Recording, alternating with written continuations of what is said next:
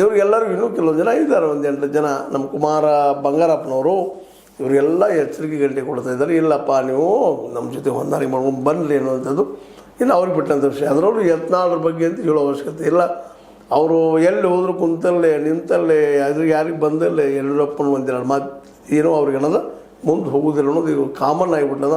ಈಗ ಜನನೂ ಹೆಚ್ಚು ಯತ್ನಾಳರ ಭಾಷಣಕ್ಕೆ, ಯಾಕಂದ್ರೆ ಅವ್ರ ಮೇಲಿನ ಭೇಟಿಯಾದಾಗ ಒಮ್ಮೆ ಈಗ ನಾವು ಬುಲ್ಡೋಜರ್ದು ಇದು ತೊಗೊಂಬರ್ತೀವಿ, ಅಥವಾ ಅದ್ರ ಜೊತೆಗೆ ಇನ್ನೊಂದಿನೂ ವಿಶೇಷವಾಗಿ JCB ಪಕ್ಷಕೊಳ್ತೀವಿ, ಹಾಗೆ ಹೀಗೆ ಮಾತಾಡ್ತಾ ಇರ್ತಾರೆ. ಆದರೆ ಅವೆಲ್ಲ ಮಾತುಗಳು ಎಷ್ಟು ಮಟ್ಟಿಗೆ ಈಡೇರ್ತವ ಅನ್ನೋದು ಹೇಳೋದು ಭಾಳ ಕಷ್ಟ. ಯಾಕಂದ್ರೆ ಹೊಸ ಪಕ್ಷ ಕಟ್ಟೋದು ಎಷ್ಟು ಕಷ್ಟ ಅಂತ ಈಗ ಹಿಂದಿನ ಎಪಿಸೋಡಲ್ಲಿ ಮಾತಾಡಿದ್ದದು. ಯಾಕಂದ್ರೆ ಯಡಿಯೂರಪ್ಪ ಮತ್ತು ಸಿದ್ದರಾಮಯ್ಯ, ಒಂದು ಕಡೆ ಯಡಿಯೂರಪ್ಪ BJPಗೆ, ಕಾಂಗ್ರೆಸ್ಗೆ ಸಿದ್ದರಾಮಯ್ಯ ಇದ್ದಂಗೆ ಇವರಿಬ್ಬರು ಬೀಟ್ ಮಾಡಿ ಸೋಲಿಸಿ ರಾಜ್ಯದ ಚುಕ್ಕಾಣಿ ಹಿಡಿದು ನಮ್ಮ ಯತ್ನಾಳರಿಗೆ ಸಾಧ್ಯನಾ ಅನ್ನುವಂಥ ಒಂದು ಪ್ರಶ್ನೆ ಅದ. ಯಾಕಂದ್ರೆ ಇಬ್ಬರಿಂದನೂ ಯತ್ನಾಳರಿಂದ ನಮ್ಮ ಯಡಿಯೂರಪ್ಪನವ್ರ ಹಿಂದೆ ಮತ್ತು ಸಿದ್ದರಾಮಯ್ಯರ ಹಿಂದೆ ಎಲ್ಲ ರಾಷ್ಟ್ರೀಯ ಪಕ್ಷಗಳಿದ್ದಾವೆ. ಆ ಪಕ್ಷಗಳು ಇರೋದರಿಂದಾಗಿ ಅಂಥ ಪಕ್ಷ ಶಕ್ತಿ ನಮ್ಮ ಯತ್ನಾಳರಲ್ಲಿ ಇಲ್ಲ.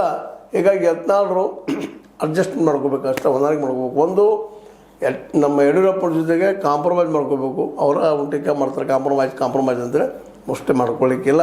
ಇನ್ನು ಎರಡನೇದು ಸ್ವಂತ ಪಕ್ಷ ಕಟ್ಟಬೇಕು.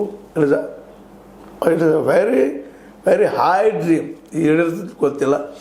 ಇನ್ನು ಇರೋದೇನಪ್ಪ ಅಂದರೆ JDSಗೆ ಹೋಗ್ಬೇಕು. JDS ಈಗಾಗಲೇ ಒಂದು ಪಕ್ಷದ ಹೆಂಗೂ ಇಲ್ಲದು, ಸಣ್ಣ ಪಕ್ಷ ದೊಡ್ಡ ಪಕ್ಷ ಮತ್ತು ಬೇರೆ ಅದ್ರ ಜೊತೆ ಹೋಗಿ ತನ್ನ ರಾಜಕೀಯ ಬೆಳೆಸ್ಕೊಂಡು ಹೋಗ್ಬೇಕು ಅನ್ನುವಂಥದ್ದು ಅದಾವೆ.